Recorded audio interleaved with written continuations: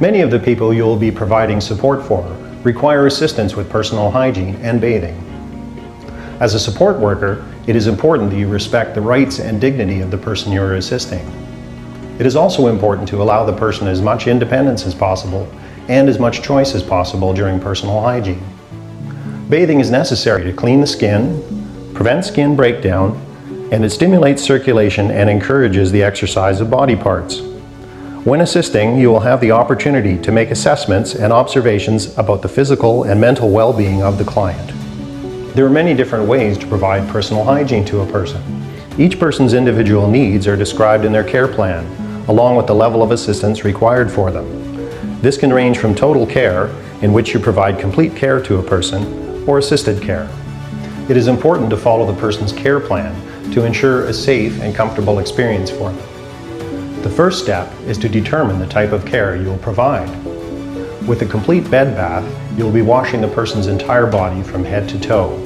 These are not commonly given, as most supported people receive regular showers or tub baths. A complete bed bath may be provided to a person who is weak from illness or surgery, unconscious or paralyzed. With a partial bed bath, also referred to as basic morning or bedtime bath, the face, armpits, hands, chest, back, and peri area are washed. This may also involve hand-over-hand assistance or verbal cueing to prompt and guide the person through the steps themselves. They may prefer to do this at the sink, in the bathroom, or some may be able to sit up in their bed with the basin in front of them. Privacy, the person's safety, and your safety are the next things to consider. To ensure the person's privacy, doors, windows, and drapes are closed, and only the care staff directly providing care should be in the room. Uncover areas of the person only as needed for the care. This will help keep them warm. Be sure the room temperature is satisfactory and that there are no drafts. All safe handling policies must be followed. Bed breaks are applied. Bed rails are always raised when you leave the side of the bed for any reason. Also, the bed must be at the proper working height. It should be between the knuckle and the hip of the caregiver. When providing care, always use routine procedures, also referred to as universal precautions. These precautions stress the importance of hand washing and the appropriate use of gloves when in contact with body fluids or mucous membranes. Also check the care plan for bathing guidelines, including whether to use soap. Always ensure that you have all the equipment and supplies at the bedside within easy reach before you begin. Some items that you may need include a wash basin, soap or some type of cleansing agent, towels, gloves, and moisturizing lotion. When you're ready to wash the person, ask what temperature he or she prefers. Ensure the bathing water is not too hot or too cold by checking the temperature with the inside of your wrist. Position the person on his or her back with the bed as flat as possible, but be sure to have at least one pillow under their head. Wash the person starting with the cleanest area of the body and end with the least clean area of the body. Begin with the eyes. Do not use soap for this. Place a towel over the person's chest. Make a mitt or fold the washcloth and wash around the person's eyes with water. Start at the nose and wash outwards. You do not need to be wearing gloves to do this. Wipe as many times as necessary to cleanse the eye, using a different part of the cloth each time. Rinse the cloth and repeat with the other eye. Some individuals may have crusting or discharge around their eyes, in which case you may need to soak the eyes first. You are now ready to wash the rest of the face. Ask the person if they want you to use soap or not. Wash the face, forehead, neck, and ears, including the outer ears and behind the ears. Wash, rinse, and dry them well.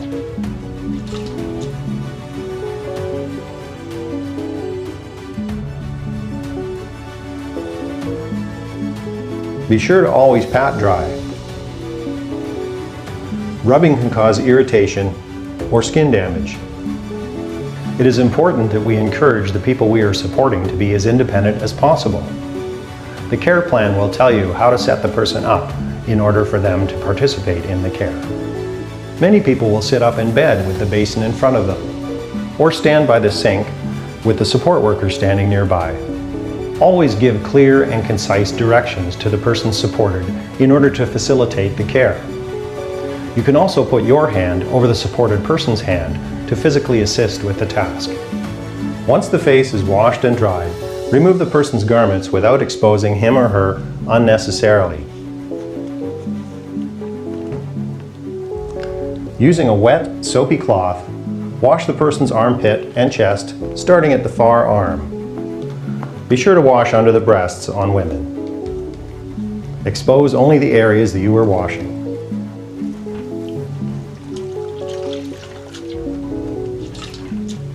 And dry the armpit and under the breast well.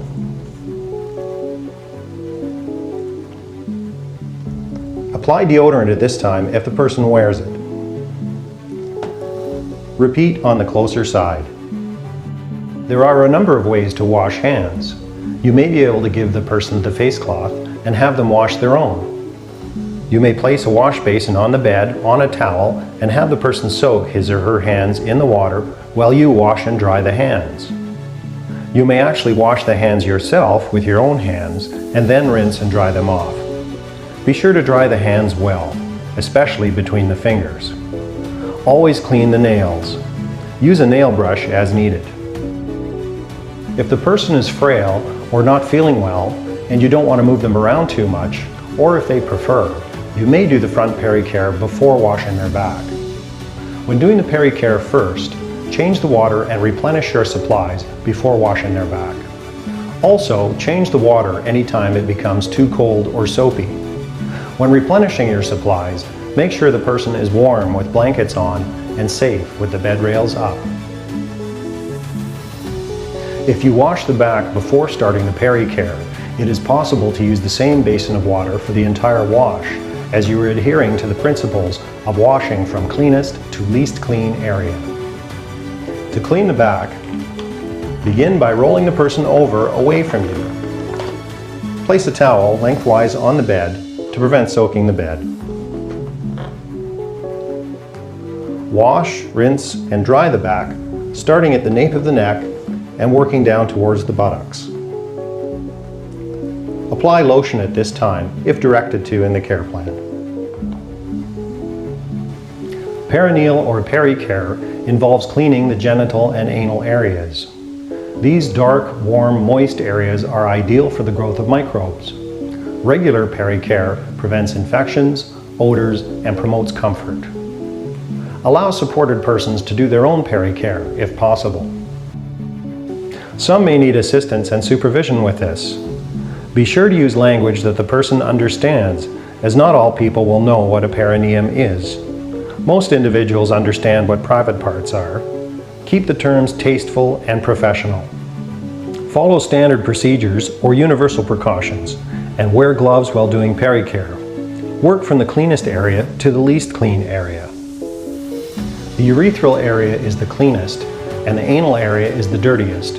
You do not want to cause a urinary tract infection by transferring microbes from the anal area to the urethra. When providing female pericare to an individual who needs total assistance, use peri-wash or the person's preferred skincare product. Inform the person what you're about to do. Expose the perineal area only. Have her open her legs and flex them if she is able. Tuck a towel under her buttocks. Separate the labia and wash downward from front to back in one stroke, as many times as necessary to clean the area. Be gentle, as mucous membranes are delicate and easily injured. Use a separate part of the cloth for each stroke. Never wash up in the direction from the anus to the front of the body. If the woman is menstruating, you may need several cloths to wash the perineum and change the water before moving on to the anal area. Rinse, and pat the area dry with a towel. Repeat for the groin area, suprapubic area, and inner thighs, being sure not to take any microbes back to the urethral area. Assess the peri area for redness, odors, discharge, swelling, or irritation.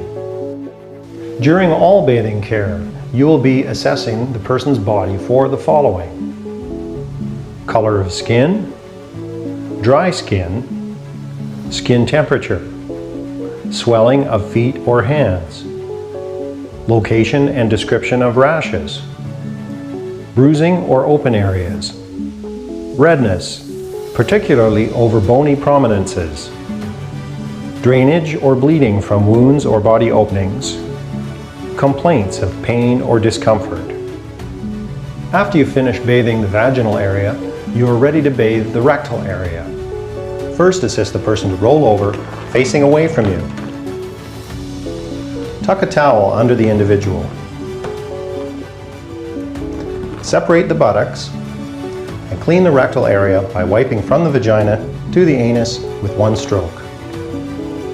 Repeat this as many times as necessary, using different parts of the cloth to clean the area.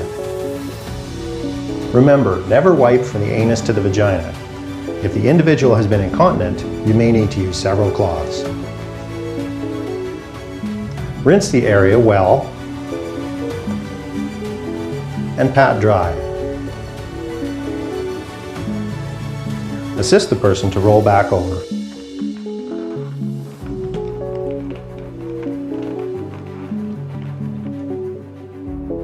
Remove gloves, ensure the person's safety, and wash your hands before assisting them with any more care. When providing peri-care to males who need total assistance, first have him lie on his back. Expose the perineal area only. Have him open and flex his legs if he is able. Tuck a towel under his buttocks. If the male is uncircumcised, you will need to grasp the penis and retract the foreskin. Wash the tip of the penis in a circular motion, starting at the urethral opening and working outwards. Repeat as many times as is necessary, using a different part of the cloth. Rinse the area well and return the foreskin to its natural position. Clean the shaft of the penis with downward strokes, going from the head of the penis towards the body. Clean and rinse the scrotum well.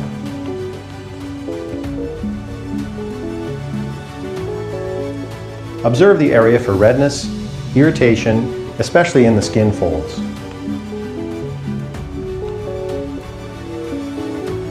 Wash, rinse the suprapubic, groin, and inner thigh areas well. Dry the entire area.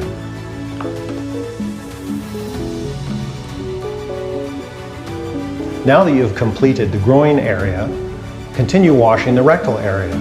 Assist the person to roll over, facing away from you. Tuck a towel under the individual. Separate the buttock and clean the rectal area by wiping from the scrotum to the anus with one stroke. Repeat this as many times as necessary, using different parts of the cloth to clean the area. Remember, never wipe from the anus to the scrotum. If the individual has been incontinent, it may be necessary to use several cloths. Rinse the area well and pat dry. Assist the person to roll back.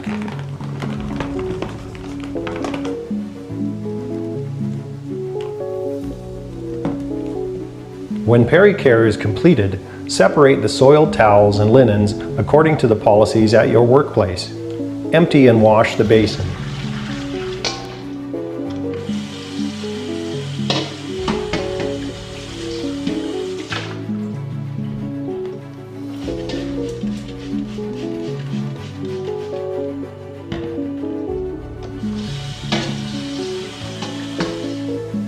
Many people enjoy a tub bath, others prefer showers. Safety is very important when assisting someone with a tub bath or a shower. Possible risks are falls or scalds from hot water. You will only give a tub bath or a shower if it is written in the care plan. Training will be provided at your worksite for the use of specialized mechanical tubs. Do not operate a specialized mechanical tub until you have been properly trained in its use. Safety guidelines to consider when assisting persons with tub baths or showers include knowing what temperature to use, ensuring that the tub or shower stall has been properly cleaned before and after use, drying the bathroom or shower floor to prevent slips, using a bath mat on the tub or shower floor, placing needed items within reach, having the person use the appropriate grab or safety bars when transferring in or out of the tub or shower, not the towel rail, and using good body mechanics when transferring a supported person in or out of the shower or tub. In addition, you must remember to protect the person's right to privacy by closing the doors and windows and using the shower curtain if necessary.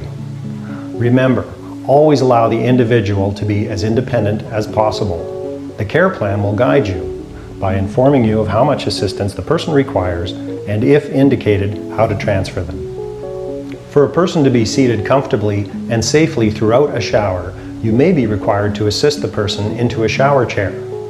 Some people use a regular bathtub for bathing. If this is the case, you may need to use a transfer board to assist them into the tub.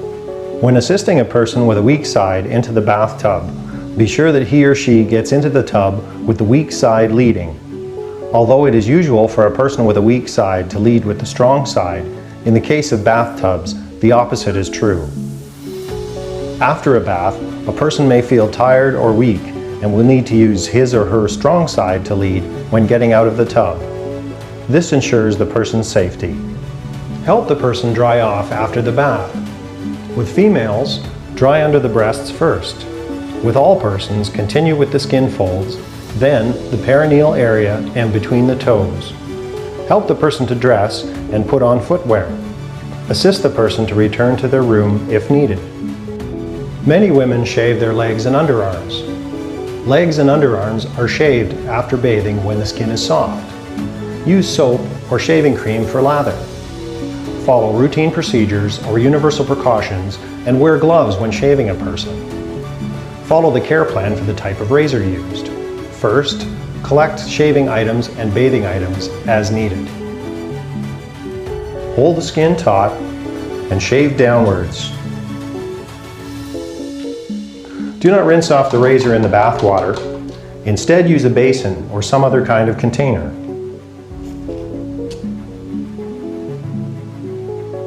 Rinse off the area completely. When finished, remove gloves and wash hands. When shaving legs, shave up from the ankles. This is against the hair growth. Apply direct pressure to any nicks or cuts and report nicks, cuts, or irritation to the appropriate person. A blade razor or an electric razor will be used according to the person's care plan. Before shaving, you will first wash a person's face. Apply a warm, damp towel or face cloth to the face to prepare for the shave.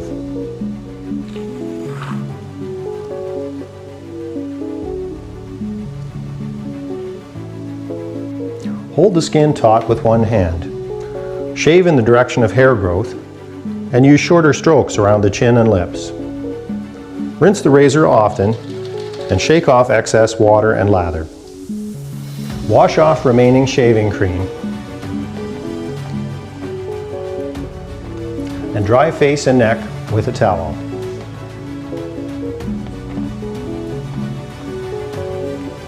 Remove your gloves and wash your hands. When shaving with an electric razor, make sure the face is dry. Do not use shaving cream or a warm cloth. You may need to wear gloves. Refer to the care plan for guidelines. Hold the skin taut with one hand, turn on the razor, and place it over the hair growth. Move the razor back and forth or use a circular pattern. Once completed, apply aftershave lotion if requested or if directed by the care plan. When doing any personal care, always adhere to the principle of washing from the cleanest area to the least clean, and always allow the individual to be as independent as possible by following the guidelines in their care plan.